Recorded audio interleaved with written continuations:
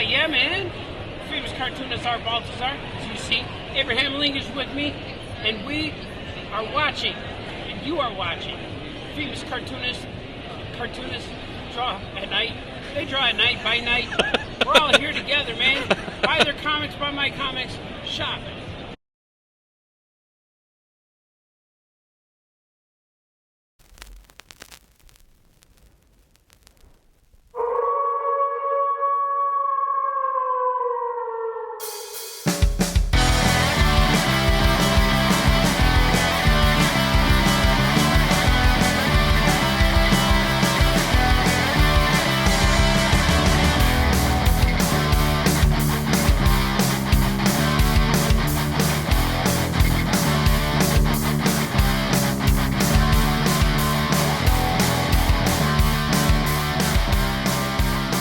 Dinosaur. Okay. Welcome to Cartoonist by Night. I am Anthony Laatsch. I am joined here by Matt Rodgers, D. Brad Gibson, Troy Dongarra, and our very special guest, indie comic artist, creator of Nuke Rooster, Jevin Loop. How's it going, Jevin? I was doing great. Happy to be here with y'all. Excellent. We reached out to Jevin because there's an upcoming Kickstarter for issue number 3 of Nuke Rooster. We're going to find out all about that. But this episode, we reached out to our guest saying, if you could just talk about and draw anything in the world, what did you pick for your topic tonight? I chose dinosaurs. There we go. So we are going to discuss and draw dinosaurs throughout this episode. We're going to learn all about Jevin. We're going to learn about Nuke Rooster and everything in between. But before we do all that, we're going to go around the table here and figure out what we're going to be working on. Jevin, let's start with you. Do you have any idea? How do you approach a sketch? Do you have something planned, or you just kind of wing it? It's a little bit of both. Sometimes I give it a little bit of thought, and sometimes I just let the pencil take over. There you go. So excellent. So we'll watch that as we go along. D. Brad Gibson, we do see a dinosaur on your table at the moment. What are you going to be working on tonight? Dinosaurs. Anything specific of your own creations or any recognizable versions? Well, I thought about some dinosaurs that were famous. I might draw, Dino from the Flintstones, maybe. But I thought, nah, I'm just gonna draw my own. I was just gonna draw whatever dinosaur comes to my mind. Try different styles, and maybe I'll come up with a dinosaur character I can use. There we go. Yeah.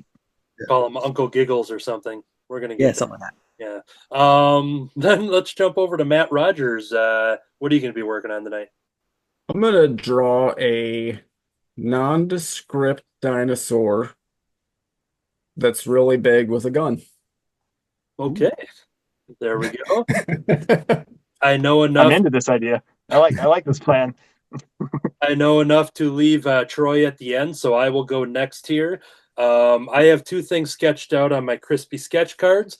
One being Baby Sinclair from the Dinosaurs television program. And then I have another one from Land Before Time. We have Ducky. So I have some rough pencil. Lightly. Yep. So I've got those sketched out there. I'm going to be working on some of those tonight. Troy, do you have any idea what you're going to be drawing tonight? I guess I'm drawing a dinosaur, but I'm not sure what. So we'll let the pencil figure it out when we start. I've said it before, but when you start an episode like that, having no idea what you're doing, you always come out with awesome results. So excited to see it regardless. Oh, well, thank you. All right. I can think of a bunch. So feel free to dive in. We're going to start drawing and discussing dinosaurs and learning about Jevin Loop. But since Jevin chose dinosaurs for tonight's topic, can you give us a reason why that kind of drove you to this decision? I've just had dino fever lately. I've been drawing them quite a bit. Working on like a little sketchbook of dinosaurs. And so it just felt right in the time. Awesome. It's what's fresh in my mind at the moment. And have you been drawing dinosaurs for quite some time, or is just kind of a new obsession? I would say I've drawn them here and there, but until recently, I've been drawing them pretty frequently, just doing pencil and ink sketches. Excellent. What we're gonna do too, we got to figure out. I want to know when your earliest memory for dinosaurs. We'll cover everybody for this, but let's start with Jevin. If you had to think like when the earliest dinosaur that kind of sticks to your memory, does something come to mind? That's gonna have to be Jurassic Park, to be honest. That's it's like one of the earliest movies I remember. Yeah. It's gonna be that. Oh man, what year was it from? There was an old like the movie Caveman with Ringo Starr. Yes. With all the claymation dinosaurs. Yeah, I think Yes. that was 1980 or 81. Yeah. That's still stuck in the head. Fun fact about Caveman is that was one of my earliest DVD purchases when it came out on DVD and DVDs were a thing. Spaceballs was my first one, but when I saw Caveman on the shelf, I'm like, I can't wait to be the only one buying this. So it's gonna be great. That's how I felt when I picked up my copy of Harry and the Hendersons on Blu-ray. Yeah. Speaking my language over here, that's awesome. I may be aging myself a little bit, but do you guys remember Malibu Comics had a comic called Dinosaurs for Hire? Yeah. I don't know that one. I think I I remember have some that issues one, of that. Yeah. There was Cadillacs and Dinosaurs, I think, also. Yeah. I got Yeah. it. Yeah, I remember that one. Yeah, that was Mark Schultz. But this one was Dinosaurs for Hire. When you said dinosaurs with big old guns, that's what I thought about immediately was Dinosaurs for Hire. I'm not sure I ever bought a issue of it, but I do remember seeing like advertising and stuff for it. Yeah. Future Anthony could find some stuff, I bet. Yeah, I think I have some issues of that because at the last local comic shop that I frequented, if there was something kind of weird and bizarre that came in, the owner would kind of throw it on my stack and just have me take a look and kind of have first dibs at it. And I want to say that was part of it, but I know the Cadillacs and Dinosaurs definitely as well. But Oh, yeah. There we go. Oh, wow. Nice. Did you just now do that? Yeah. I was gonna hate say, you. I thought I maybe hate you. Very nice. See, he has a dinosaur face. He does. I like it. Good face. I like it. Yeah. I was gonna say, did he take a slaughter otter body and then just do the dinosaur face on it? Pretty much. I'm putting spikes on the shoulder pads, though, so that makes it a little bit better. That's cool. Character development. Matt Rodgers, earliest memory, or what do you think of first when you hear the word dinosaur? I mean, Jurassic Park was big. I was just kind of like obsessed with dinosaurs when I was a kid. So I had like books about them, like a dinosaur encyclopedia sort of situation. Yeah. It's like how I think like one of the symptoms of autism is being obsessed with trains. So if you replace trains with dinosaurs, Yeah. then that was me. Loved them. Cool. I was at one point as a kid obsessed with trains, and then I think that actually did replace with dinosaurs. Now just mix them together. So It's a dinosaur for trains. I think we just kind of birthed another awesome random dinosaur comic book with dinosaurs, dinos, and trains. Dinos and Trains, the Dino Express. This is something here. Actually, already a PBS Kids show, Dinosaur Train. Yeah. Is it really? Yeah. It's Yeah. cool. Seriously? Oh. Those darn geniuses.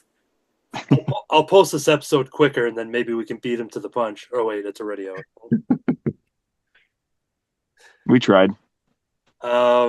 D. Brad, when you hear the word dinosaur, what do you think is your earliest or go-to memory of dinosaurs? Dino from the Flintstones. Yeah. Yeah. And Fred Flintstone finishing work and then sliding down the dinosaur. And then just like Matt, I had a couple of dinosaur books I just would read over and over again. And if I had to go out and like maybe my mom had an appointment, and then I'd bring my dinosaur book with me and just look over it all the time. And I kind of make up stories with the characters in my head. And then other dinosaurs, I remember like some stop motion dinosaur stuff in old movies I saw on TV. Like, does it King Kong have dinosaurs in it? Doesn't it? It did. Yep. Yeah. Yeah. So I have an old King Kong comic, giant comic. And so I would read this one over and over and over again. That's awesome. Yeah, the dinosaurs are pretty cool in here. Check it out. Maybe show it on. Harryhausen did something with dinosaurs too, didn't he? Oh, probably. Yeah. Oh yeah, here it is. He's fighting a T-Rex. So this is a pretty old comic. This comic's from it's a reprint. I think it was originally 68, but I think I got this after the 1976 King Kong movie came out. They put it out again, and then it kind of sits in stores for a couple of years. And so I had that. I brought. It's been well read. As it should be. Yep. I would say Troy is probably one of the biggest dinosaur fans I know. So where did dinosaurs first come into your life? I have no idea. Just because when we announced dinosaurs, you're like, I can't draw dinosaurs. What's going on here? So I was just adding a little humor. I don't know what I'm doing. But yeah, do you have a go-to dinosaur moment, earliest memory? No, I mean I've mentioned before on this like in our drawing club thing here that we have a tortoise named Dino. Yeah. So I mean there's obviously some affinity for that character, I guess, but yeah, that's about it. Well, I think. Oh, I had one more. Sorry, I missed. Well, I had an old comic. I had an old comic of Devil Dinosaur too. Oh, nice! Some Jack Kirby goodness. With Moon Boy, yeah. I love that series. I love the new stuff too with Lunella, but yeah, the Moon Boy and Devil Dinosaur, 12 issues Jack Kirby did, I think. Yeah. That initial run, maybe 10. But yeah, not very. Yeah. That's good stuff. I would say my first go-to actually would be the two that I plan on working on. That's why I chose them here, with first being The Land Before Time, because that we're going into the 80s with that one. Yeah. And all of the awesome hard plastic hand puppets at Pizza Hut for Land Before Time. Those were so amazing. And but yeah, out of all the, whether it was Petrie or Littlefoot, I decided that going with Ducky was the best choice. And Yep. And all the other ones were nope from me, but yep for Ducky. And then in the early 90s, just being a fan of the Muppets and Jim Henson, everything, when that Dinosaurs TV show came out, that just amazing stuff. So those are my two go-to. Definitely Jurassic Park's up there, but I remember so I would have been in third grade when Jurassic Park came out, and I didn't see it in theater, but I wanted to, and it was one of those things that I don't think I was able to take along with an older sibling at all to go see it, so I had to wait for the video on that one. But I still think that's a perfect film. Like, it holds up so well with just with what technology does now and everything. You look back at that one, and I don't think there's anything that looks weird in that movie. I think it's perfect. It does hold out, even though the special effects are ancient by now. It still holds out pretty well, I think. Yeah. All right, and I do. Sometimes I've been forgetting this when I reach out to some people online, and so I'm going to cover that now because I asked for some favorite pop culture dinosaurs to some of our viewers, And looking at the replies, we have Emily M, who I think Jevin might know, or at least she follows Jevin, but Ender Lady 04. Yes, I do know her very well.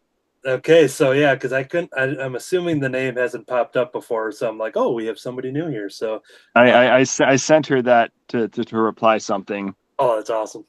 That is my girlfriend. Oh, well, there we go. She's been a longtime fan of Cartoonist by Night, so it's weird that it's embarrassing that we've taken this long to put you on the show because she's been there since day one, and she writes in every week. She's like, "Hey, guest request. When you put in Jevin on the show?" We're like, Yeah. Jevin, we don't like. We want people to have at least 3 issues of Nuke Rooster coming up before we put them on the show. Yeah, makes sense. So You gotta have a full run, right? An official run. Yeah. Well, we're gonna put you to the test here because I'm not familiar with this one, but I asked for favorite pop culture dinosaurs, and Emily said the mythical Leoplorodon from Charlie the Unicorn. Does anybody know? Yeah, so she actually showed me this. It's a Leoplorodon is it's an aquatic dinosaur. Oh. It's kind of like if Nessie didn't have a long neck, it was more just like the head at the base of the shoulders. Okay. But Charlie is the Unicorn is like a YouTube show from like a couple years ago. And these unicorns just do a little bit about it, and it's pretty hilarious. They make some funny voices. That's as best as I can explain it. Oh, that's cool. Yeah, I like it when there's answers that I like. I didn't have time to look it up, but I was relying on somebody here, and I'm glad that we now know what that is. Cool. We also have our friend Brian Lynch. He replied as well. Godzilla, the Sinclair family, and Slag. So I have to ask, anyone know Slag? No. Is that a transformer? Is that the Dinobot? Oh, Maybe. Oh, Oh yeah, I don't Beast know, maybe. Wars. That'd be a good deep one because everyone would just say Grimlock. Is that his name? Grimlock. Yeah. Grimlock. There's Grimlock. There's Sludge, and it's Slag. How do you pronounce Sludge? Because I know there's 3 of them, and I can only remember 2 names. Yeah, I don't know. I mean, Soundwave is the coolest transformer, so that's the only one I really know anything about. You can't hate on a guy who keeps cassettes in his chest. That's right. That's why I still do it. Yeah, I was going to ask about that, Rodgers, if there was something, something that was going on personally in your life, but it was just a giant cassette tape. So, and then we have another answer here. I was happy to see this one come through from Eric Wolfgang. Eric Wolfgang said Yoshi. Yeah, Yoshi. Let's check in on some drawings here. So I want to look at Troy's since he started from scratch. I like what we're seeing here. It's a dinosaur with buck It's perfect. teeth. It's beautiful. It's Bucktoothsaurus. Okay, yeah, I see it. Yeah, that's great. Dental Hygienosaurus. Jumping over to Jevin, we got a T-Rex on your. We got a little T-Rex. He's going to be in some rain with some lightning behind him. Be a very dramatic T-Rex. That is awesome. And D. Brad. Yeah. Checking this out here. I don't know. Something fell off the cliff. I'm not sure what yet. Kind of in shock of maybe lost an egg or something, or Maybe. watching like a little sibling or something and an egg and rolled off. Did you, when you saw the land before time, did it like break your heart? Oh, it's so tragic. Yeah. Still does. Yeah. Yeah. I was. And then- I watched. I think it made. Sorry, continue. I was just going to say I was debating watching that as I sketch and kind of prep for this episode, and I'm like, oh, I don't want all these teardrops still falling onto my drawing, so I'm going to watch it later. Makes sense. That's the smart thing to do. I saw a box set the other day, and it was all of The Land Before Time. It was like all 9 films. I was like, 9? I was gonna say, Yeah. I was gonna guess at least 27, but yeah, there's quite a few. Right? I thought there'd be way more. And then they became musical, like they would sing and all that. It Wow. was interesting. Some of the at least one of the song pops into my mind pretty Oh, yeah. frequently. Yeah. And it's just them singing the word dinosaur over and over again, so it's pretty easy to remember. Yeah. How's it go? How's it go? So I'm getting over seasonal allergies right now. It's like dinosaur. Dinosaur. Okay. So that's it. Yes, we got a second singer on the show. Nice. Dinosaur. Whoa. Take another look at Rodgers' dinosaur there. I'm hatching it. Check that hatching out. Ooh. Ooh. Hatch King over there. Oh no, I did something bad.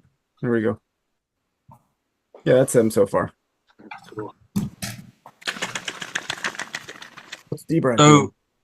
So before the show started, for some reason I was trying to think of the name of the nephew from the Red Green Show. And now I've drawn a dinosaur that looks like a dinosaur version of the nephew from the Red Green Show. Totally, yeah. Kind of does, doesn't he? Look at the face. Yeah. I can see it.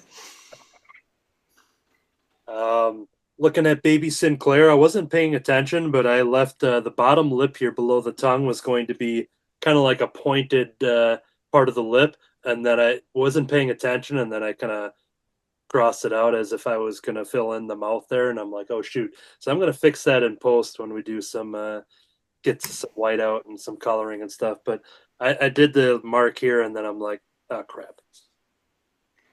Is Yeah. Baby Sinclair a play on the gas station?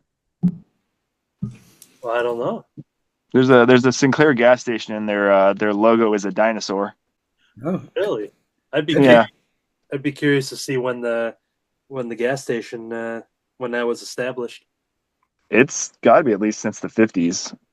Then okay. it's possible. I wonder. I bet you that I don't know, but I bet you the gas station is not the mama. Probably not. A different kind of dinosaur. That's You know, we were talking about earliest memories of dinosaurs, and I didn't think to remember to say it until now, but out here in California, there's like a kind of a truck stop thing called there's a truck stop and has a giant dinosaur with like a kitschy little store on the inside of it. And you crawl up the Cabazon dinosaurs. And I've been going there since I was a kid. Is that the Pee-wee dinosaurs? Or Yes. is it the wizard That is dinosaurs? the Pee-wee. Those are the ones. Yes. Got it. I don't know if it was real, but I saw that when he died, they like dressed up the T-Rex in his like tuxedo. Oh They did in fact paint him up as with the whole Pee Wee Herman tuxedo. That's amazing. yeah. I didn't know what that was, but I remember seeing that image now. Yeah, that's it's about a 50-minute drive from me. So like it's less than a day trip to get there. It's pretty awesome. Well, we plan to hopefully record for at least 90 minutes. Are you able to go drive there now and we can see Let me get my keys. Okay. We'll check in with Jevin by the end of the show so we could see that dinosaur on. I'll try to keep doing the podcast while yelling over the sound of my engine revving. Yeah. You're a talented guy, so I have nothing but faith in you. So, all right. Speaking of talented guy, let's talk about Jevin Loop. When we're gonna go through, I'm going to show off a slideshow of some of your work that I pulled from your Instagram page. Just kind of things that caught my eye. I'm not going to need you to kind of call it out, but while I show that to our audience, if you want to kind of talk about the how drawing and creating came into your life, and if you started as a kid or later in life, if you kind of want to tell us about Jevin and his art journey as I scroll through these images. Okay. been drawing here and there, starting off of the dinosaurs. I've been drawing. I drew here and there as a kid, like always did it one way or another. While it was, doodling on my homework or something or other. Until maybe my early 20s, I didn't start taking it seriously when I felt like I actually had something going. When I started feeling more comfortable in it, and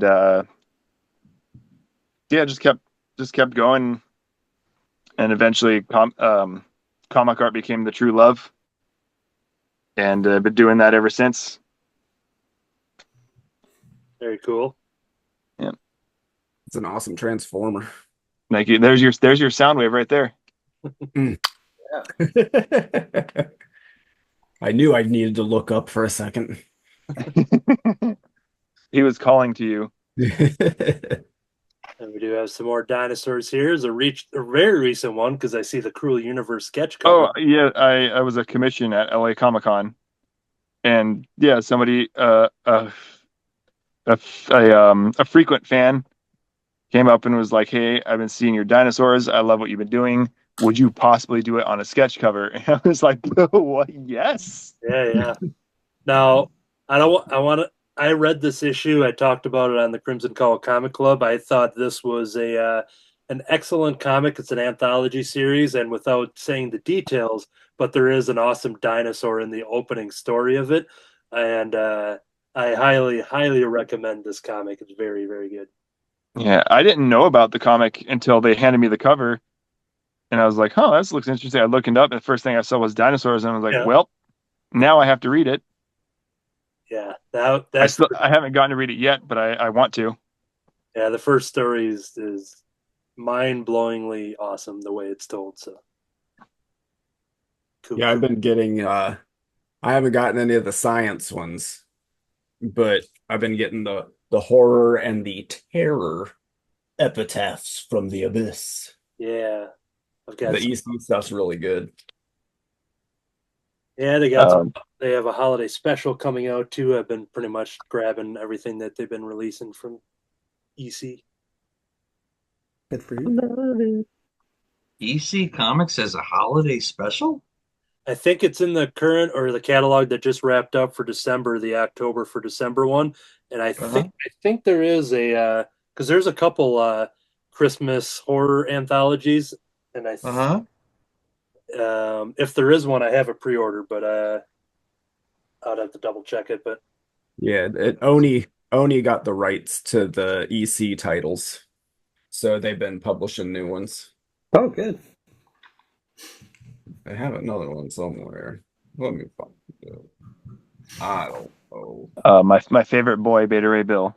there we go. I was going to ask because I've seen a lot of your sketch cover work, and do you have any kind of preference when it comes to the sketch covers? Obviously, Thor, you can do many different characters, but like Cruel Universe being asked to draw a dinosaur, are you given any kind of covers to kind of let you just do whatever you want if it's for a commission? I believe I have. Most of the time they come to me with a very specific idea, Yeah. but every now and again you'll get one. I think I like when they ask me what I want to do or what they want me to do, because like it's usually something out of pocket that normally like I wouldn't do. Yeah. And so it's really fun to get to try to do something just out of pocket and something to get me thinking. But for the most part, like, I mean, like one like this was I just did for fun, just practicing on, a different color paper. Yeah. But most of the time it's either me just doing a character for fun, like Beta Ray Bill. And then most of the time, or the other times, like the dinosaur is something specific. So as I continue to scroll through some of these here, we're going to eventually talk about Nuke Rooster. We had you on because we're talking about an upcoming Kickstarter.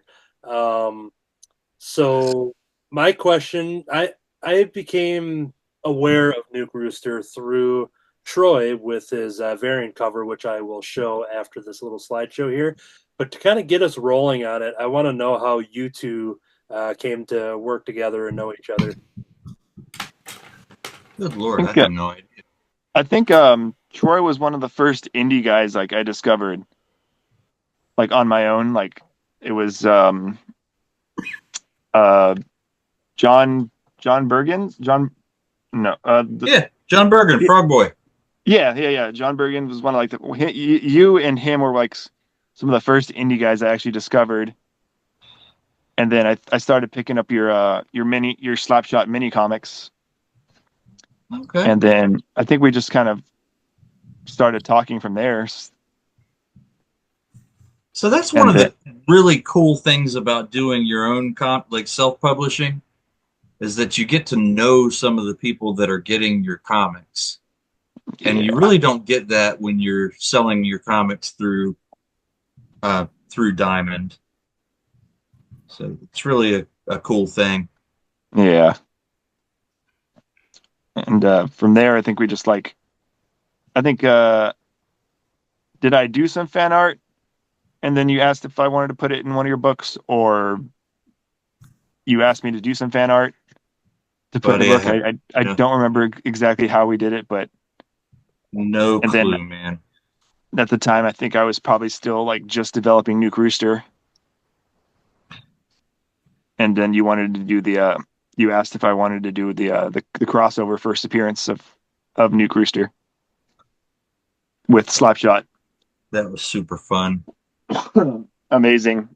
Yeah, I don't remember how it came about, but I do remember that it was most fun I've had doing cartooning. It was great. So you, me, Piers is all chatting, coming up with stories, him coming up with this big gooey villain guy were they called the Moduloids? I believe it was the Moduloids. Yeah, those were awesome. Getting to draw just something wacky, like both like gooey substance, but also mechanical at the same time. Yeah. What a very talented guy he is too. Mm-hmm. If he's watching, hi Piers. We love you, Piers. We do. You're the man. Hi, Piers. Now, speaking of the man, this is the perfect setup here. We're going to talk about Nuke Rooster and learn about the origins and the creation of Nuke Rooster. Once again, I found this out through becoming a fan of Troy, and it's possible that maybe one of them was sent to me, or I saw you had it available, but I've got Troy's variant cover here as well. And I read it, and I'm like, all right, I'm going to need some more of these. I do have issue 2. But Jevin, can you kind of talk about Nuke Rooster and how this character came to be? Ooh. I started developing him when I was in my head. It was like one of my first comics that I like started drawing. Like the first time I was doing like a sci-fi story, and I was doing some other character,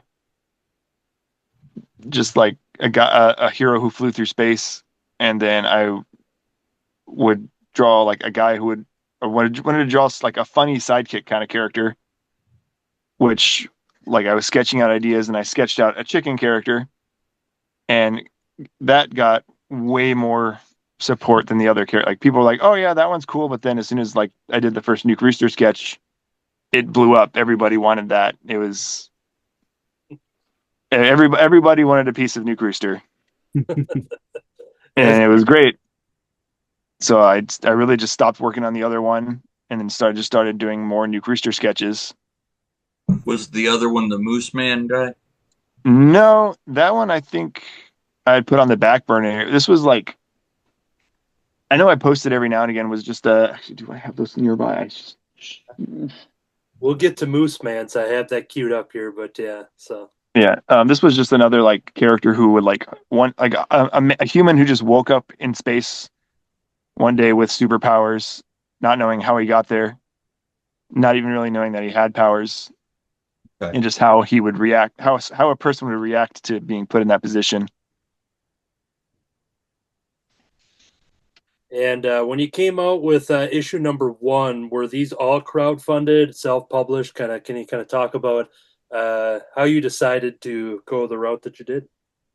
Nuke Rooster number 1 was self-published. At the time, like, me and Troy were still, like, we were fresh off of Slapshot number 3, and we did all the self-publishing and promoting ourselves, and it worked really well. So, like, I was just like, well, you know, if it ain't broke, don't fix it. And the Nuke Rooster number 1, I started working on like just before COVID, and I was working a full-time job, and so I just really I got to a point where, like, you know, the working in a store during a deadly time got, like, the stress got too much, so just like working on a big story was a little too much. So I think, like, the hype for Nuke Rooster number 1 kind of fell off, so when it came out, it didn't do as well. And then eventually, like, I started doing convention and everything, and like the hype for it picked back up. And then that's when I chose to Kickstarter it, number 2, when that came out. And when you look at the inside cover here, you see that you have with assistance from Troy on assembly. So Troy, can you kind of talk about what you did for that credit? What did you do to deserve that credit? Yeah, Troy, tell us. Jevin, I have no recollection of this. What did I do? If you take a look at the cover of any Nuke Rooster issue, and it will always be the main title. Troy designed the Nuke Rooster title logo. Oh. And the very first issue, Troy also lettered the book for me. Oh. There we go. Because I was just figuring out Procreate at the time. I was digital art. I hadn't been working on digital art for about 6 months when I put the book out. Oh wow! Did I letter Nuke Rooster 1? You lettered Nuke Rooster number 1. That was my next question. Troy, do you remember that? Troy, I have no recollection of it. Troy, do you remember this moment right here? No. I think I might have actually penciled that one in myself, because how could I mess that one up, at least? I was going to say, I wanted to really know Troy's, drive and what he was thinking when he came up with that, but it turns out he probably. Who was your inspiration on the Oh, almighty? you know what? You had your word bubbles were already there in your original art. Yeah, I do remember that now. oh, it's all coming Okay. back. It's coming back. Okay. I do remember it now. Well, man, I'm so happy I got to be part of that. That's awesome. Man, past Troy, sounds like he had a lot of fun. Yeah, well, I Great I action. forgot all about it, but yeah, it was great fun. how can you not have fun working on a Nuke Rooster comic? Yeah. Nuke Rooster is very fun. It's hard not to have fun with that. And he really fits the theme of the show. He's what dinosaurs became. The chicken is the direct descendant of a T-Rex. That's right. There you go. Sure is. So if you've drawn any bird, you're drawing a dinosaur in one fashion or another. Essentially, yeah. And have you drawn any ducks? You knew that was coming. Specifically, cartoon ducks. I believe I have drawn a cartoon duck here. I know. Oh man, what was I? At one point, I did have a cartoon duck. This was years ago. I don't remember. I didn't really do anything with them. Just something I sketched in the sketchbook every now and again. Have I put any ducks in? I know I know I've worked on a duck here or there somewhere. Like, without a doubt, I love birds. So I've definitely I can't recall where, but I have. All right. D. Brad he approves. You say that ends D. Brad's list of questions. I'll have to come up with that, a new duck question. let's jump back into looking at the drawings. There, we got some good shadow work from Jevin there. Kind of how you liking this dinosaur you're churning out? I'm loving this dinosaur so far. Really leaning into some harsh lights because I'm going to be putting lightning behind him. Ooh. But like we were talking about before, like 1960s claymation dinosaurs Yeah. are really a big inspiration for me. So that's what I'm really going to try to, like, when I do it, really get like a very lumpy surface, a handcrafted surface that I'm trying to go for. Mm-hmm. And just try to at least balance the white and blacks. And can't wait to put that. I'm looking forward to putting rain in there. I think it's going to make it a lot of fun. Well, if you need help with the Look- rain, you can always put the Land Before Time on in the background and just kind of let the magic. Just So, let these tears crash around me. and we got some coloring going on from Rodgers over in your dinosaur. Any inspiration behind the red dinosaur, or just like, oh, I'm gonna make it red? Well, I tried green and it was too obvious, and then I tried blue, but it made him look too friendly. So red because he's mad. And we had a mention of Devil Dinosaur earlier, so you got Is he red?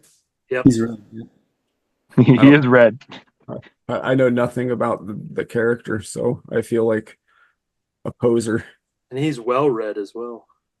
Ooh, he's a smart dinosaur. Well, I'm just saying he's read by comic fans. Oh, I think he's fun to read. yeah. Yeah. I'm sitting there picturing him with like a library, like yes. I mean, I'm sure in the newer comics they've done that with him, with Yeah. with Luna.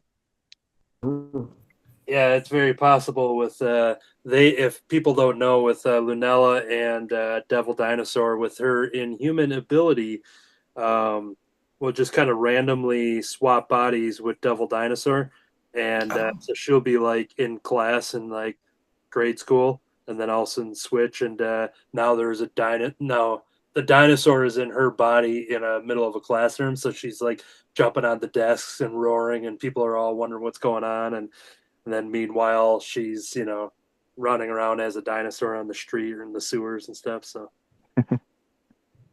Wow. Sounds fun.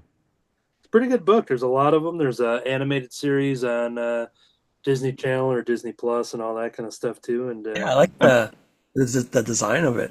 yeah, very It's cool. a fun show. It's a very like fast paced humor, Yeah.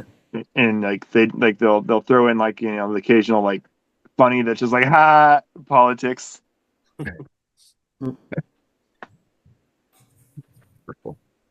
One. Cool.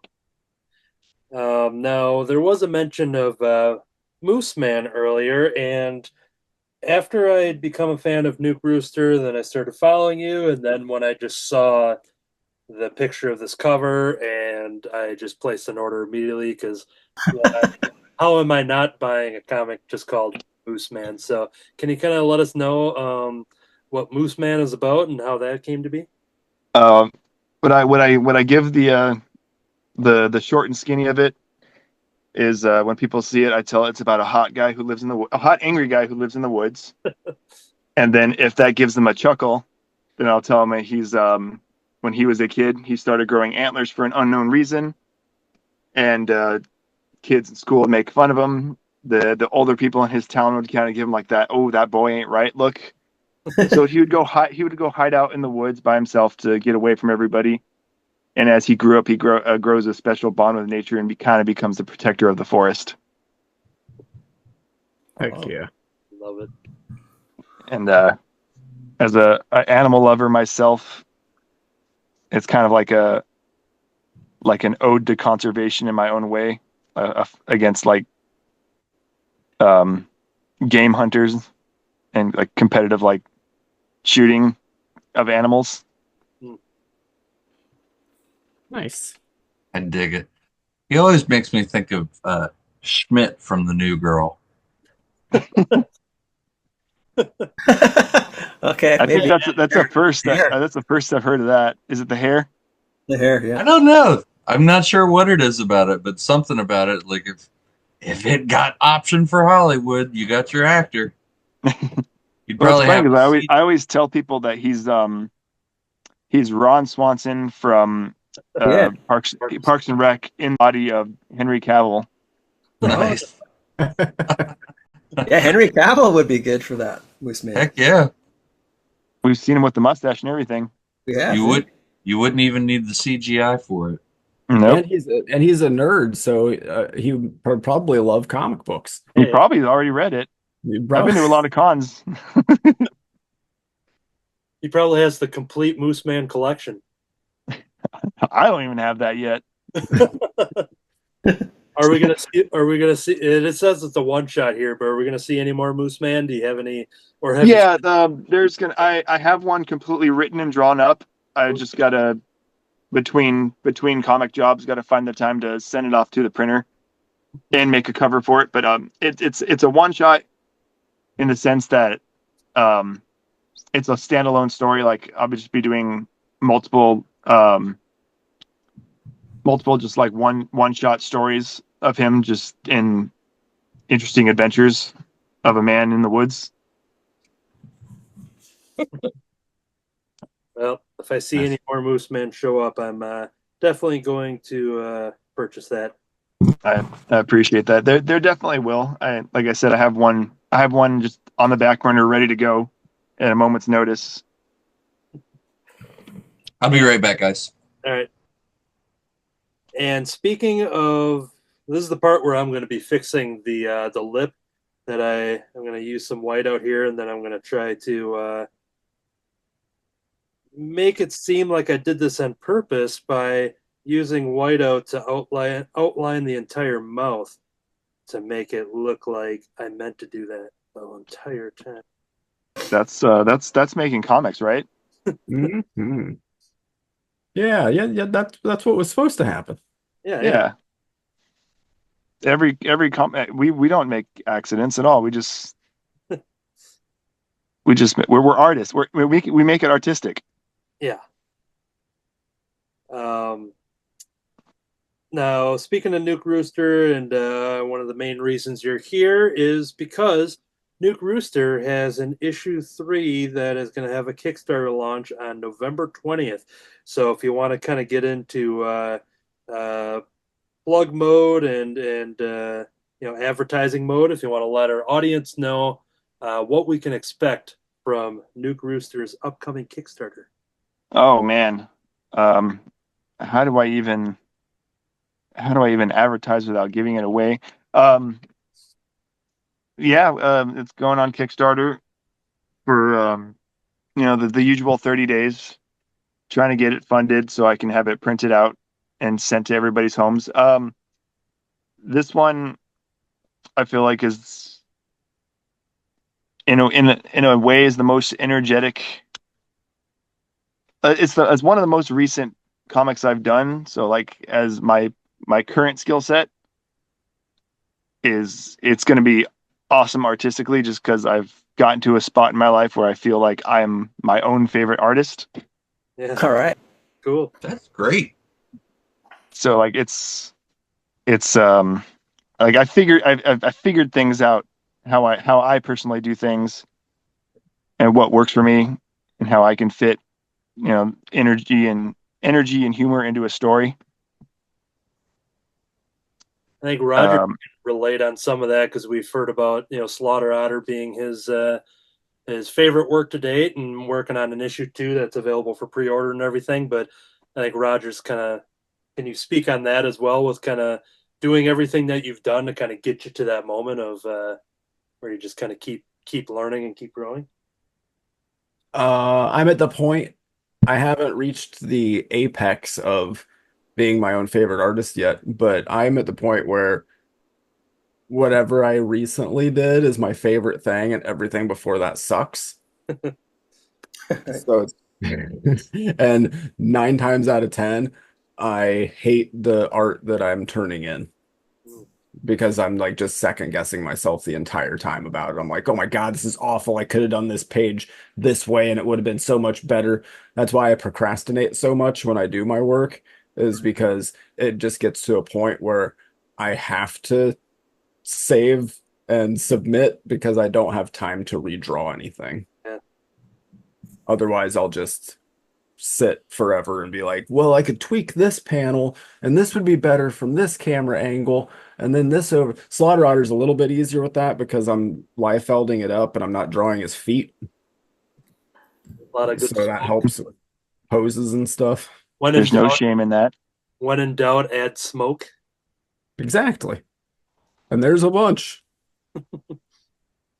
I'm keeping it that way for It's issue number atmosphere. It's 2. world building.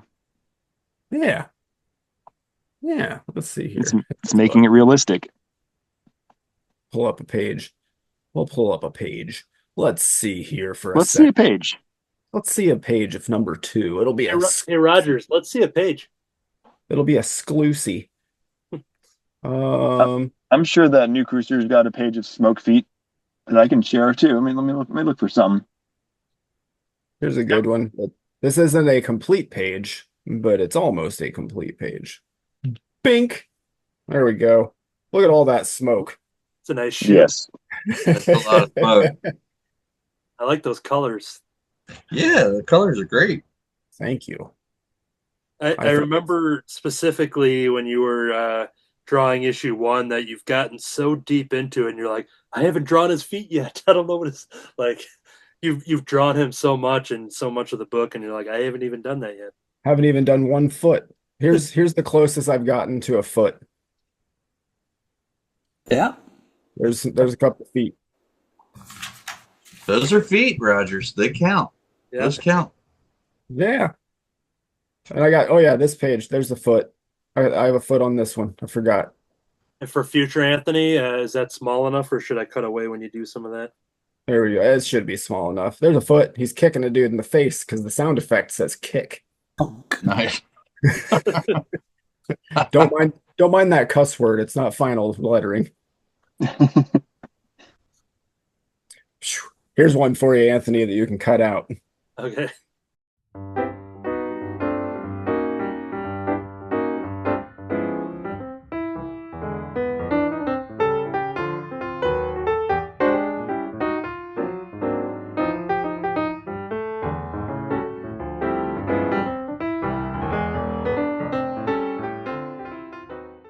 Is Fife doing lettering? At one point, he said he was thinking about learning. No, he's not lettering any of this stuff. It's still me. But what he does is we're kind of Marvel methoding Slaughter Otter. So basically, he writes 2 or 3 sentences for every 2 pages. So he'll be like, all right, page 1, here's this. Page 2 and 3, here's this. And then I just go crazy and draw whatever I want. And then I make notes of what I want it to be roughly. And I send that to him. And then he like scripts the whole thing. And then I re-letter it. Gotcha.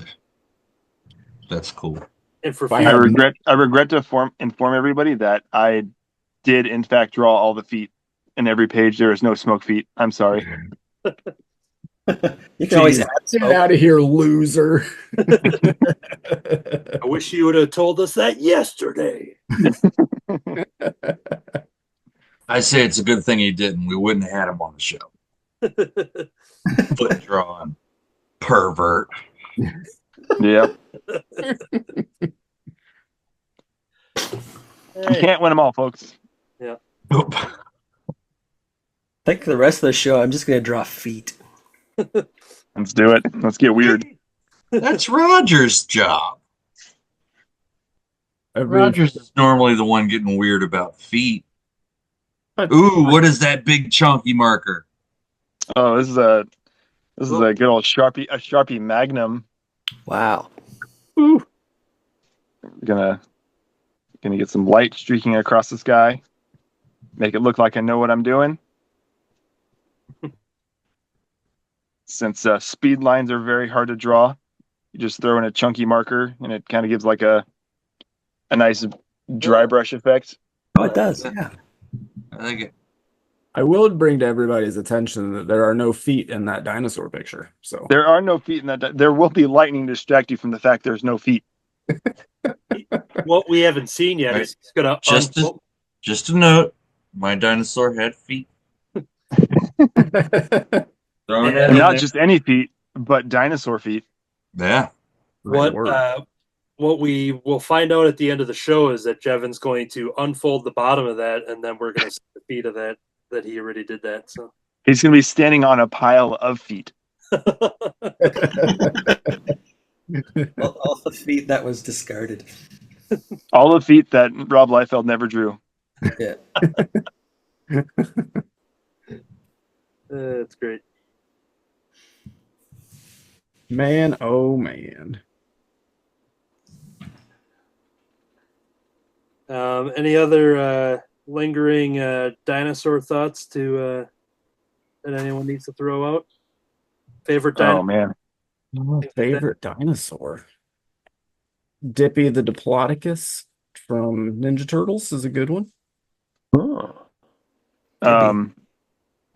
I do hear how one of my favorite things that kind of like one of the many things that reignited the love of dinosaurs is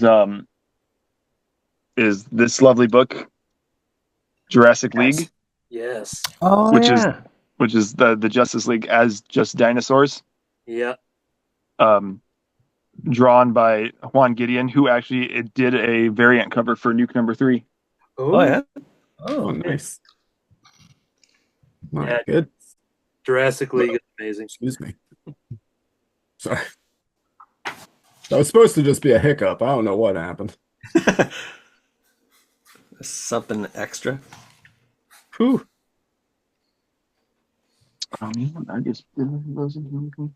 I bought some crappy gray markers that I'm gonna have to try to experiment with while we're here.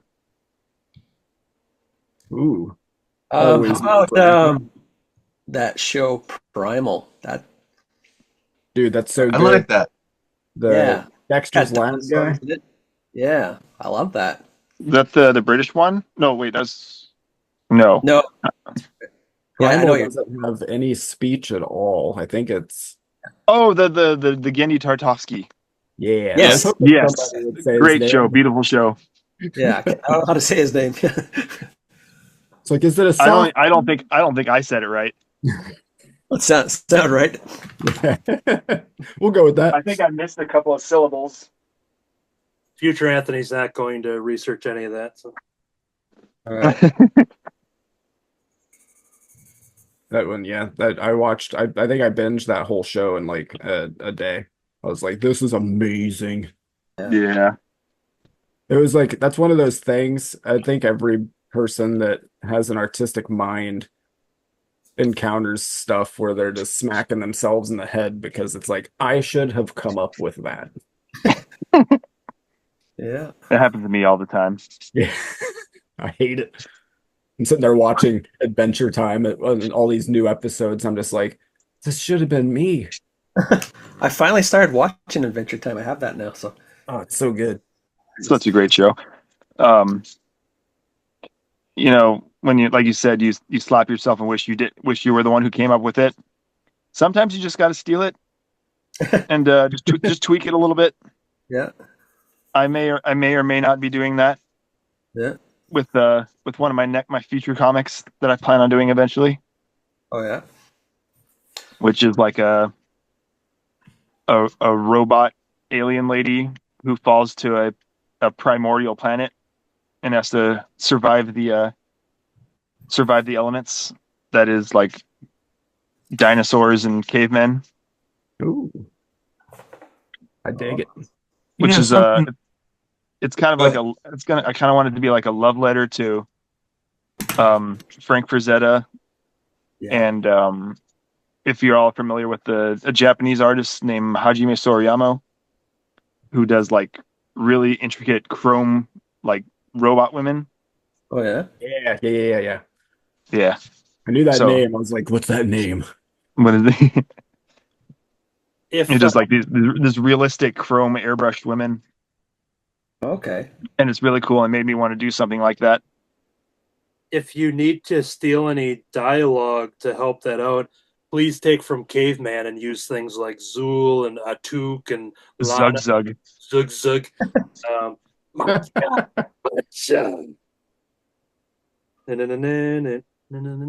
Araka. Atuk. I just might. Oh, I can't believe I didn't come up with this one when I was. I don't know if you've heard of the weird Croft brothers, who had these weird shows in the 70s with puppets and people like full costume puppets, like HR Puff and stuff, and Sigmund the Sea Monster. If you don't know them, look them up. They're really weird. So there's one they did. It had stop motion dinosaurs in it. It's called Land of the Lost. And Oh yeah. yeah, Yeah. Yeah. I know, I've heard of HR Puff and stuff before. I know what a slee stack is. oh good, awesome. We got us an expert over here. Oh yeah. I know that one thing from the whole show. They always More pop than up. me. Just saying though, I was the first one in the room to say it. Not until future Anthony edits me saying that. Future Anthony has all the power. The episode's going to open up. Hello, I'm Slee Slack, and I'm joined here with Matt Rodgers, D. Brad Gibson. I want you to do that now. I really do. Why did I just give myself more work? For the love of the game. Well, one thing that I'm not going to give myself any more work on, I think I'm going to call, well, I got to sign it yet, but I think I'm done with Baby Sinclair here. And what I like, I've been doing these crispy background cards to kind of promote my Rice Christopher comic book. And this might be one of the more seamless ones with like skin tone and just with being a dinosaur that like the crispy design works with how Baby Sinclair looks. And Give yourself some nice texturing without having to do the extra work. So yeah, the other ones are just, kind of looks kind of cool, but this one kind of actually makes it seem like that was on purpose. Like, oh, I've only done that because Baby Sinclair. But yeah. And Thank you, Jevin, for coming up with this great idea for everybody to draw dinosaurs. exactly. Yeah. And we do need to know, because we've said it before, but also no feet in this one. So Yeah. I forgot I was going to draw feet. Feet are overrated. I think they're underrated because they're usually on like the bottom. I don't like you. Hey, Rodgers, I'm okay with that. Most are. All right, I'm calling this one done. Looking at the time here, and all right, I think I'm going to start Ducky. Oh, I should show this because I just did the dinosaur one. We talked about this off air in our Crimson group, cartoonist group, saying like I don't really sketch and doodle too much, but D. Brad talked about kind of doodling dinosaurs throughout the day and everything. And so after him saying that, I just grabbed some leftover paper from my protective perforated cover from Comics Wellspring. So I saved all the sheets for hundreds of comics, and because I'm like, oh, I can just use this as sketch paper and such. But I started working on some Baby Sinclair and Earl Sinclair there. So yeah, I was just kind of doing some pencil sketches before the show just to kind of get in the groove. Something I don't normally take the time to do. Anthony, Yes. I would like to relate with you on something. Yes. Is all of my current dinosaur sketches that I've been doing lately are on my Comics Wellspring perforated covers. Oh, that's awesome. Oh, yeah. Nice. So every dinosaur sketch I've been doing lately is all on those perforated covers. So way to go, saving some paper. I love that. Yeah, because Art saves the environment. I started doing that with I wanted to make some handmade bookmarks, which because I'm where I'm sitting at my desk, I think I have some that I haven't done much with yet. Let's see if I got them here. Yeah, I do. Where I was cutting old comic boards to to back some of my small drawings and bag and boredom and stuff. So I just had some discarded comic boards. And as I was trimming them, I was getting ready to toss out the trimmings until I realized I'm like, oh, these are kind of the size of bookmarks. So I haven't sold these yet. I think I posted it a while back, but I did basically a multiverse of Marges. Oh, that's so much fun. They almost either like lightsabers or popsicles, but they're all Marge Simpsons, and they're basically size of bookmarks. And I wanted to get them all like laminated and stuff. But this was originally just going to be discarded backings of comic book boards, and I'm like, oh, I could do something with them. So now They're fun. I've drawn a lot of original bookmarks based off of, once again, what would have been just garbage. Good for you. Now I made it colorful garbage. I'm just jealous that everybody has time to just sketch. While Rodgers is making all of these comic books and all the stuff that he does. Like I always hate it when it comes up because it makes me sound so pretentious because people are like, "Oh yeah, I bet you have like a sketchbook that you just fill up," and I'm like, "Everything I draw gets published." Yeah. Because I literally don't have time to draw anything else. The most I'll do is I'll doodle like for a second to like come up with a rough character design, and then so I know what to draw throughout an issue. But other than that, I'm just kind of like, Well, I do a similar thing. I mentioned that when Deep Red was talking about practicing some dinosaurs today, and I'm like, everything that I draw is basically fit for the table, from farm to table, if you will. Where I draw it, and then it's like, well, this is going to be sold at the next convention, whether or not I sell it. But it's just meant, everything I draw is just meant to have a price tag. The doodles that I do are if I'm in a meeting or something, that's when I do the doodles, and so I'm not really thinking when I'm drawing, and I just like drawing without thinking, and then just seeing what turns out. I get that. Yeah. That's a great segue too, because I want to hear from Troy some more as he started another dinosaur drawing without thinking. So can you kind of tell us what you're working on right now? I'm drawing Matt's idea. feet. No feet. Just armored up dinosaur. Yeah, kind of the dinosaurs for hire kind of dinosaur, cable dinosaur. When I looked at it out of the corner of my eye, I thought he was in a wheelchair. I was like, Professor X dinosaur? Yeah. That would have been cool. Yeah, another idea to steal. I think Troy's done that a couple times where he's just like, I don't know what I'm going to do, but I'm just going to put the character in Cable's armor, and it turns out to be awesome. So, Dang it, you got me figured out. yeah, I didn't want to call it out. Maybe future Anthony will cut it out just to kind of leave everybody else in clueless, leave everybody else in the dark. No, that's fine. It's about time somebody figured it out. I've had my show. I run. I've had a good run. And that's the last they ever heard of Troy. That's right, exactly. Oh, yeah. And then he faded away into the sunset, never to be seen again. Yay! I mean, no. No, you had it right the first time. Yay! No. I would miss you, Troy. Aw, you and my mom. Yeah, I'd miss you too. You're Canadian. Lie to me. You're supposed to be nice. I just love that. That's always like a go-to thing. We can, anytime you need to say anything, just name drop Canada, and it'll be funny. Yeah. You can blame Canada, isn't that? Yeah. I'll miss Troy too. I should say that on record. Yeah. Well, see, now I feel obligated to say it, Yeah. but I'm not going to.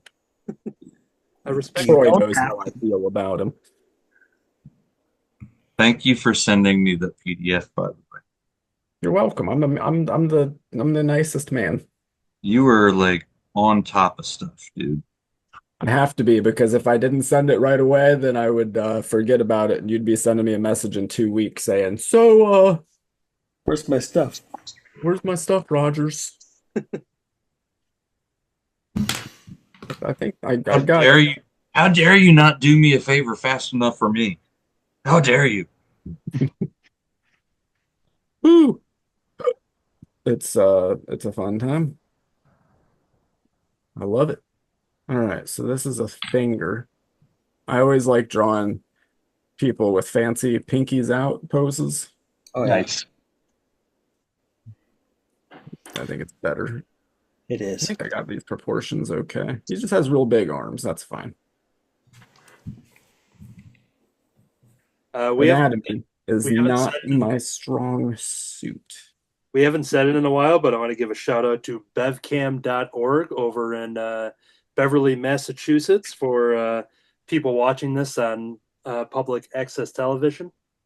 And I'd like to shout out to Beverly Coleman, my mother-in-law, who's watching right now. Hi, Beverly. D. Beverly Coleman. Yep. D-Bev. D. Bev.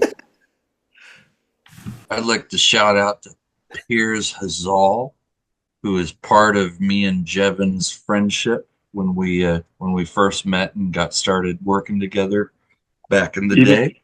Even when he was going through tough times. Even when he was going through tough times, he's one of the nicest, best people in the entire earth.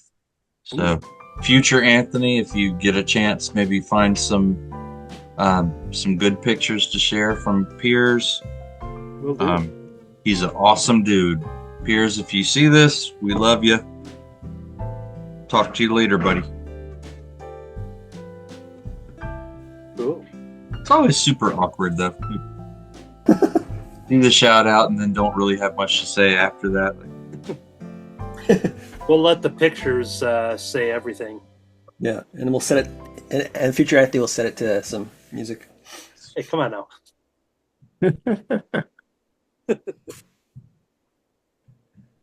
Or future Anthony, he's gonna be slammed. Yeah. He's got to do something with his time, right? Exactly. It's true. He's not drawing right now. It's because he's crying because he has so much work to do later. Rice Christopher's crying a little bit, just being like, "Hey, don't neglect me." Let's see how this looks. Uh, Let's see how this looks. Fine, it's pointing down. But Let's see how this looks. My only hesitation on going into a dinosaur specific episode is knowing that a lot of my greens and my alcohol markers are very dry. So knowing that I wanted to use them for backgrounds and stuff, so I was able to get away decently with this one, going over it a couple times. But greens and blues for me dry up pretty quick based on how often I use them. For me, So it's what- blues and reds. Is there a way to revitalize them? You can like you do Hand like sanitizer. yeah, hand sanitizer, like the gel, specifically gel hand sanitizer. Okay. It'll let them go for a little bit longer eventually before they just dry out altogether. Some companies sell like actual like legit refills. I think you can get like Copic refills, but they probably cost just as much as the Copic marker. They cost just as much as the Copic marker, and the refills, like they never last. The refill never lasts quite as long as the like the first time you use the marker. Right. Yeah. Yeah, I have a brand new set of Oh Hoo Hoo. I got the how many pieces? 90 piece alcohol marker set. And I have had zero time to do anything with it, really. I practiced once on a sketch card and I was like, these will be fun when I get around to it. Those are awesome, though. I do like using those as well. I think I messed up though because I didn't get the brush tip ones. I got the like the big fat wedge tip. Oh, okay. And I'm just kind of like, I think these don't blend as easy as every YouTube video I've watched. but I'll make it work. I'm not publishing anything with alcohol marker art.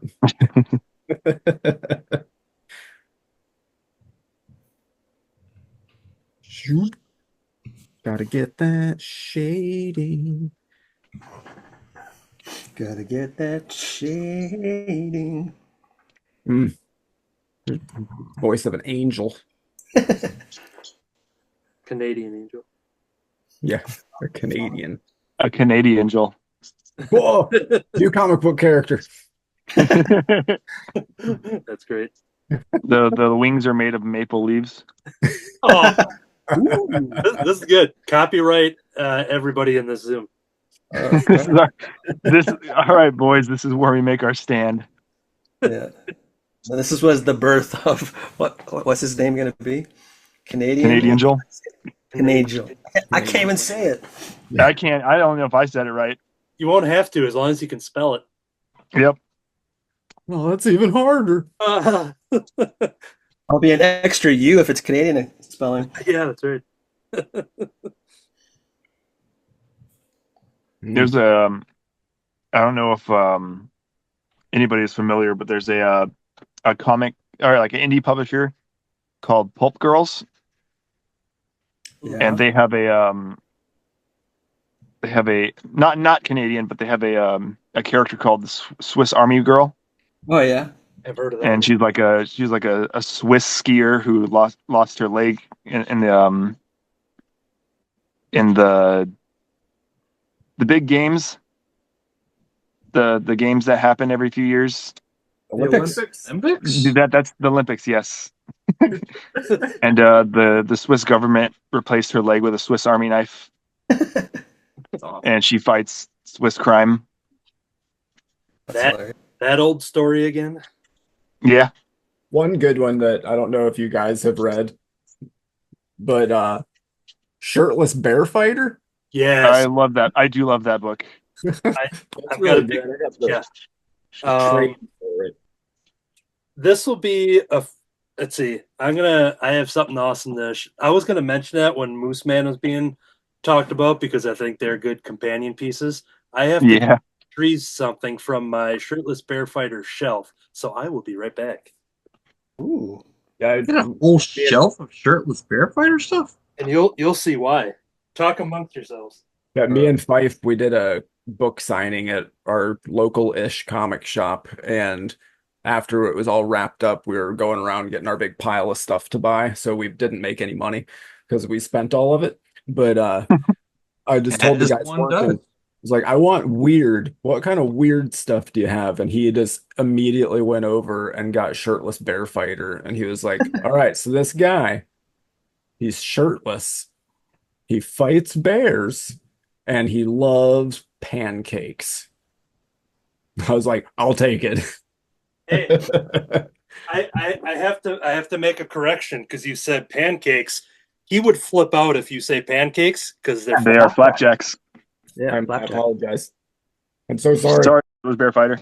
Yeah, I'm just trying to make sure he doesn't come after this episode. So, I mean, the thing that sold the book to me, he flipped through first just the idea, but then he showed me the 2-page spread of the Burt Reynolds on the bearskin rug. I love it. I was like, oh yeah, go ahead, put that in the pile.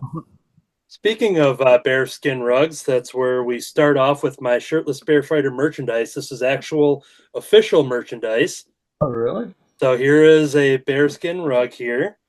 We also have the Shirtless Bear Fighter action figure, very limited. Look at that. That's amazing. These were all very Really cool. I love it. Now we also got some pins. So we have a Bear Punch. Here it is. Bear Punch is an enamel pin. Yeah. We also have the Shirtless Bear Fighter logo as a pin. And then we have their ads that they have with the bears and the toilet paper. So I got that as a pin as well.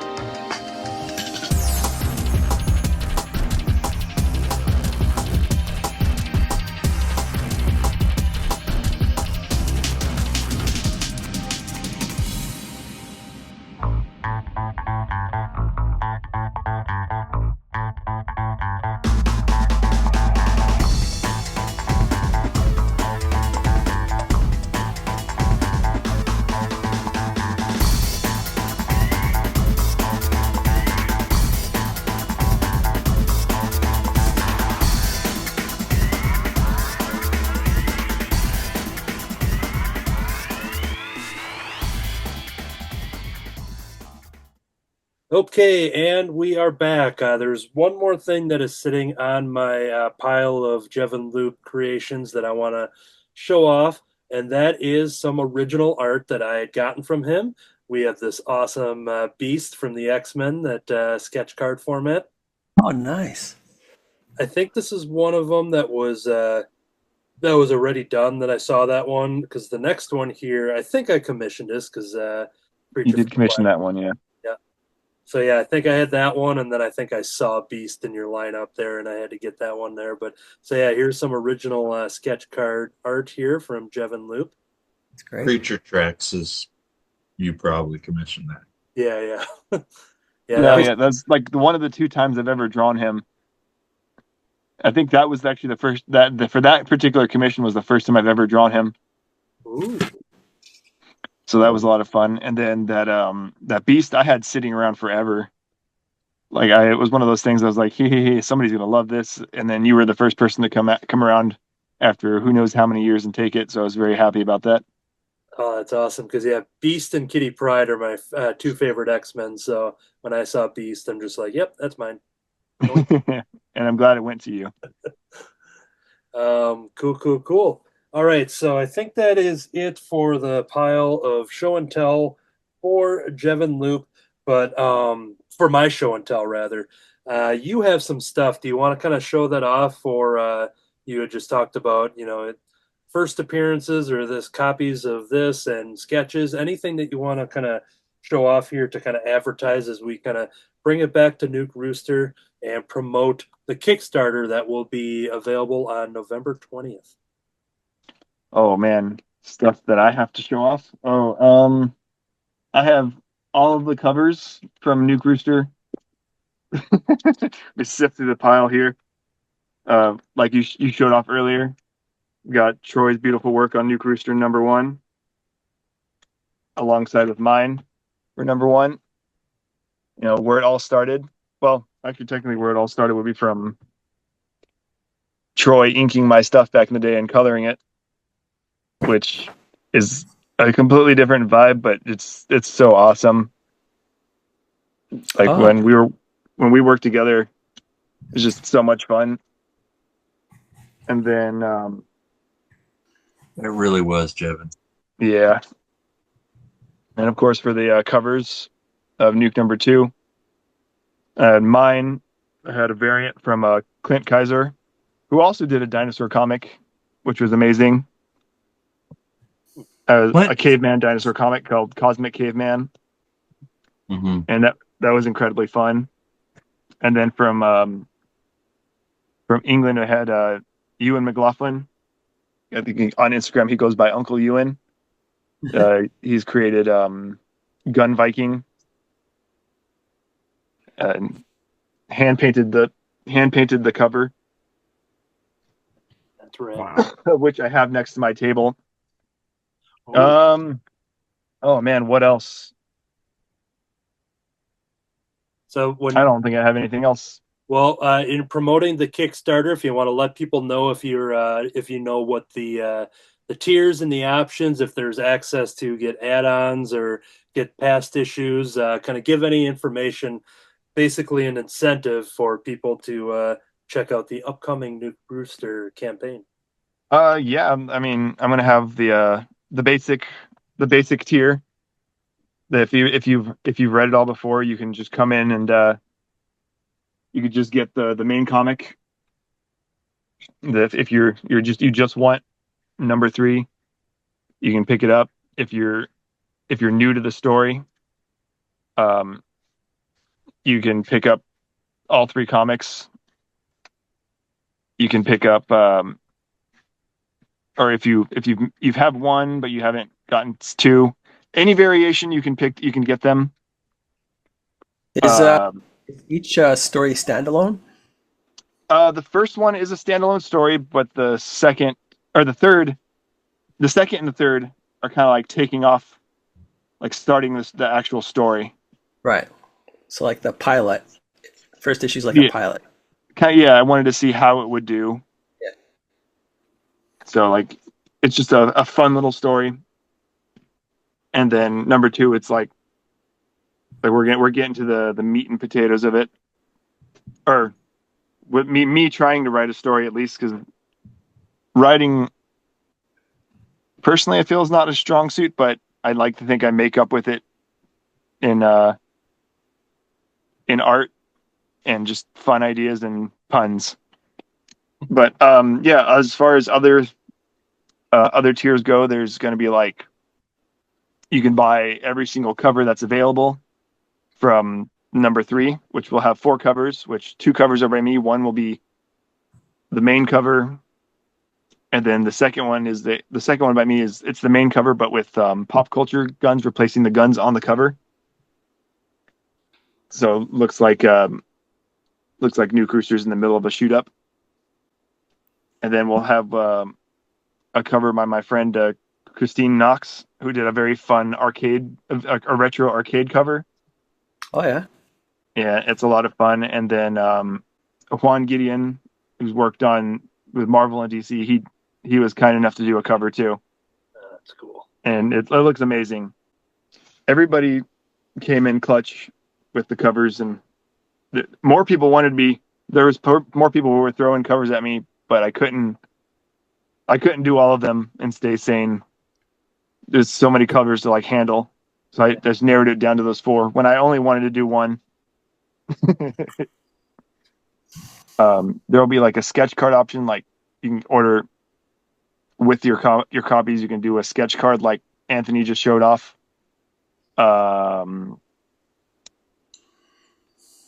Yeah, that's pretty much it. There's probably more, but off the top of my head. Cool. So yeah, we encourage people to follow Jevin Loop and go to Kickstarter. If you type in Nuke Rooster, there is a pre-launch page that you can get notified for when it is available on November 20th. This episode will be out, roughly a week and a half prior to that. So it gives you enough time to watch the episode, get excited, and get ready for launch day over on Kickstarter for Nuke Rooster. Following Jevin Loop online, can you let people know where to find you? I'm pretty much just on Instagram with Jevin Loop, or at Jevin Loop Art. So JevinLoopArt. No dashes or nothing fancy, just that. And that's pretty much the one place where I post everything. Excellent. And then the text of that will be on the bottom of the screen as well for people to check out. And you also have like a shirt shop online, correct? I do have a TeePublic, yeah. There's Nuke Rooster t-shirts available on that. There's and a few other designs that I've done. Car design or car drawings and just other pop culture stuff like Mermaid Man and Barnacle Boy, even though I can't call it that on the store. Oh, okay. I've gotten cease and desists from Marvel, Nickelodeon, and Mattel for using words. Big time. Okay, Yep. Mr. Big Time. I like to think of it as them fearing me because I'm too good. Yeah, Right? sure. I That's believe what I that. tell myself. Who would win in a fist fight, Nuke Rooster or Mickey Mouse? I think we all know that answer. The one with more money. Oh, no. Yeah. Oh, fist fight, not legal fight. Fist fight. So awesome. So check that out. Follow Jevin Loop. Go to the pre-launch page over on Nuke Rooster and back that. And if you haven't already, you can now be a first-time fan or continuing your story through that Kickstarter campaign. We're going to go through a couple of our own personal plugs here. Matt Rodgers, Slaughter Otter number 2. When's that coming out for us? That comes out January 29th. But it is on Diamond's website now, so you can tell your comic shop that you want it. I didn't know we were coming up. Hold on. Let me open and get some stuff. I got covers to show off. And When you took off your hat, I had a flashback when I was a kid, and you looked just like a GI Joe I had. I forgot to put back on this view. Don't make him blush if you're calling him a GI Joe. Yeah, I gotta I look just like a GI Joe. send a picture to future Anthony. You can put them side by side. I won't know which is which. Slaughter Otter, Diddly Doo, issue 2. All right. We got some covers. Come on. There we go. All right. Cover A. We got just me. He's holding his arm. Holding his own arm. Looked good. We got cover 2, which is by my buddy Jay Hammond, doing a riff. What we're trying to do with this one, for the most part, is our variant covers are going to be homage covers. So this is to what was it? It's the first appearance of Cable. Is that X-Force 90? Something like that. New 97, Mutants 98. Yeah, New Mutants. That's the one. And then we got. This is Alejandro Rosado's cover. He sent it in as a pinup for the first issue, and it was too good to just be a pinup, so we made it into a cover. Yeah, definitely. And then we got... Means a lot. Big thanks. I love it. This one's going to be a hollow foil. It's Hulk 183, Yeah. maybe? I don't know. It says here after... Say it with confidence. Dale Keown. Yeah. And then... Another Canadian, right? D-Brad? What? Is he not Canadian? Who? Dale Keown? I don't know. I'm not sure. You don't know Dale from Canada? And then this is the last cover. Can't And that's believe an it. homage. This one's a weird homage. It's an homage to the one shot of the Shield through Archie Comics that Liefeld did, but there was a variant cover that Francesco did, and I homaged that. And didn't they like it or retweet it or something? Some kind of re thing? Rob Liefeld and Francesco both reshared. Reshared, yeah. They both went up to like 3,000 views after like 6 hours. Oh, wow. It's a nice feeling. I was like, thank you, sirs. I hope that it translates into sales. Heck yeah. Dale Keown is Canadian. Yeah? Oh, look at Yeah. Fancy Pants McGee over there. Oh, they took another one from us. Where does he live? Where does he live? I'm not What's sure. his address? What's his address, creepo? Yeah. Grand Prairie, Alberta. Oh, okay. Yeah, that's That's way far away from me. that's up. That's Is that up. near? Is that near Manitoba? Well, No. next province over. See, there we go. See, I don't know anything about Canadian geography. Oh, two provinces over, sorry. Wait, 2? Yeah, Manitoba, then Saskatchewan, and then Alberta. All I know is that Vancouver is over by Seattle, kind of, Yeah, Yeah, and that Toronto is British- like north British of. Columbia, over by Seattle. that's where I live. Because I remember when the NHL was getting the Seattle team, everybody was like, "Why don't they just go to Canucks games? It's right there." You know, when I lived over there, they played Canucks games on local TV. In That's Seattle. awesome. It's true. Yep, they sure did. Because it was the closest. That must be good because NHL has the worst blackout rules. And if I know at least for Columbus, if the game is not sold out, they don't televise it in the local area. Right, yeah. Like, but I don't want to go to the game. I want to watch it on TV. Right? Where I live now, That's too dang bad. I'm closer to Raleigh than I am to DC, but all the DC games are blocked out. The Raleigh games are available to watch, even though I'm closer to Raleigh. They really don't really have it down. Yeah, they don't like making money. No. I need a name Well, for they're this guy. pure artists, I guess. What should this guy's name be? Hmm. See, you got Slaughter Otter, so Dino. Sword. It was right there the whole time. Damn. Dino gore. There we go. Dino Gore's a good one. Yeah. Boom. I like Dino. it. See, it's all about the free association. Or you can name it Jungle Drama Salty Beaches, which is an upcoming comic book to get back to plugs. Troy, your team of creators, Danny Harrell and Eric Marshall, coming out with another issue of Jungle Drama, which I think is what, December? No, November? This month. I'm not entirely sure. It's available for pre-order right now. So I came up with the plot. Danny Harrell and Eric Marshall took it from there, made the kind of fleshed it out and made it into something worth reading.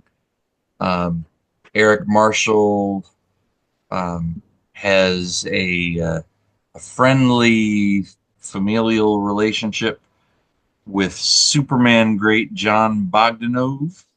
So they got a Boggs cover for it, which is really cool. Would have never imagined a character a character that I created would have a cover by same guy that introduced Doomsday to us and Death of Superman and all that, which is really cool.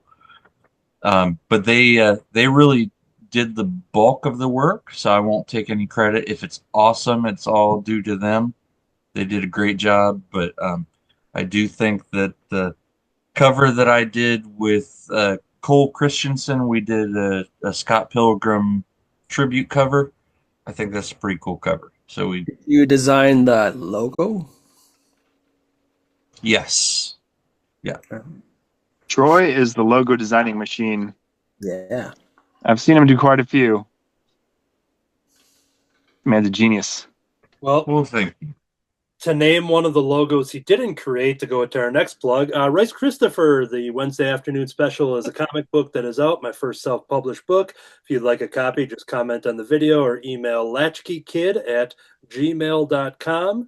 If you are going to be in Illinois in November 23rd, I have been invited to WarriorCon. Bernie from All Yeah Comics is setting up this first convention at a high school in Illinois, in which the proceeds of the table cost and customer admission is going to go towards the arts program at this high school. And there is a lineup of creators, including Art Baltazar, including some people who have been on our very show. And I will be there selling comics and art and such. If you go to crimsoncowl.com, at the time of this release, we just passed Halloween, and I released the first 5 pages of the upcoming Rice Christopher Spooky Special that I will print in early 2025. Page 1 is right here, but if you go to crimsoncowl.com, you can see the first 5 pages as a teaser for what's happening with Rice Christopher as I work on the second issue that is going to be self-published and available early 2025. So that is a setup for my plugs there. Anything else that needs to be said before we wrap this up?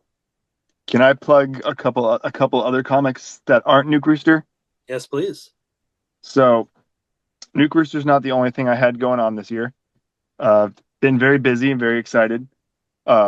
One is a comic with me and my buddy Philip Quick from out here in California. I have a little thing right here. We made a comic called Maguaro Aqua Titan, which is about a 9-to-5 mech pilot whose job is to protect a oil rig from kaiju while being yelled at by his crappy boss. Nice. Cool. Those We've lobster got. Say it again. those lobster claws. Yes, they are. All right. Nice. We finished a 35-page book. I'm me doing the art and him doing the writing, and we plan to have it out before the end of the year. But it's coming very soon. Just got to work around scheduling and such. And then also a ash can from me and my buddy Cody Ellis it's out now. It's called The Cosmic Crusher, which is a Space wrestling. Sold. So, I would yeah, love it. an astronaut gets stranded on a asteroid, and aliens there wrestling. And now he's got to fight for his own freedom. My buddy Cody Ellis, on Instagram, goes by Code Comics 19. He's selling the issues right now, and it's an ashcan, but we're going to be finishing up the comic very soon. Awesome. Yeah, and that's all I have. That's all I can plug for the moment. Oh, there's more. And I'm also done with this. I'm done with this T-Rex. That is good. That it's a segue to kind of show off the art as we end the show. We will see the finished pieces or work in progress when we go through the credits of the show. But yeah, taking a look at that awesome dinosaur T-Rex that he whipped up there. Very cool. Thank you. Very cool, man. We see some feet on D. Brad's screen, so he got to working on some feet. Now you know what my feet look like. It's awesome. You always have reference. And taking a look at Dino Gore up there. Dino Gore. Gore. That is awesome. I'm pretty happy with how it turned out. Troy, I like it. Troy, I think you Another one it could be is Dino Might, but Might. Ooh, that'd be a Dino Mighty. Yeah, Dino Might. There we go. Ooh, I like it. beautiful. You came through. You weren't too sure what was going on when you started it, but you have two finished pieces of work there, and they look great. It always pulls through. Yeah. And speaking of really awesome cable, I did manage to get the variant of the new I Lie Popeye that's like a cable riff. Wow. Nice. Pluto with the Is that spinning. Brutus? Yeah. Oh, okay. There he is. I was looking. That's straight up. amazing. Not Brutus, It's so Bluto. good. If you're not reading this It's book, one of them too. missing out, man. It's so And good. also, speaking of cable, I've got this kind of cable cord that has my webcam connected over. Oh, We got more cables. Once again, Baby Sinclair, and then that's as far as I got with Ducky. I have to finish that up for the show. I got inspired by your ducky too. Oh yeah! Oh, nice. I gave him the DuckTales square head. Oh, that's awesome. Woo. Uncle Squooge. Indeed.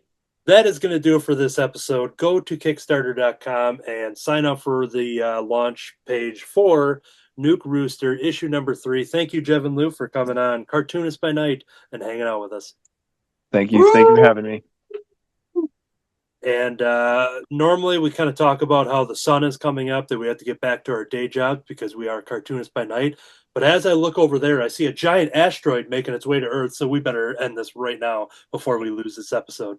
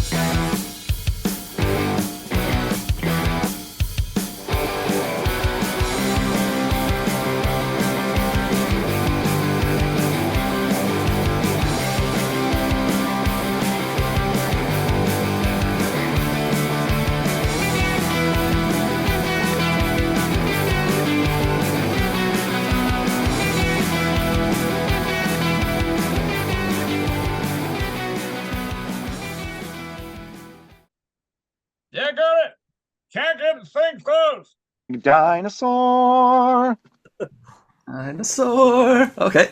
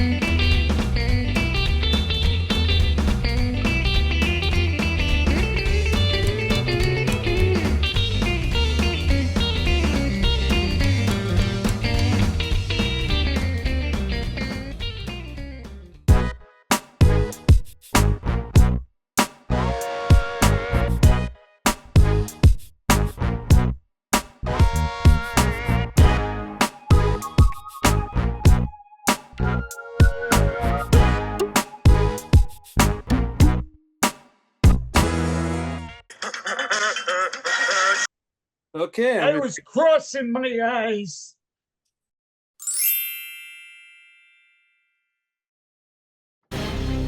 In a world with so many stories, from movies to television, and of course, comic books, comes a story that's only available in one of the three mediums I listed earlier.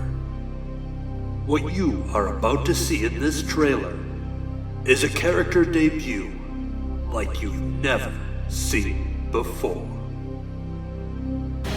And now, we're just buying dramatic time by repeating the same shots that you just got done watching. We are truly very sorry about that. And now, introducing Rice Christopher!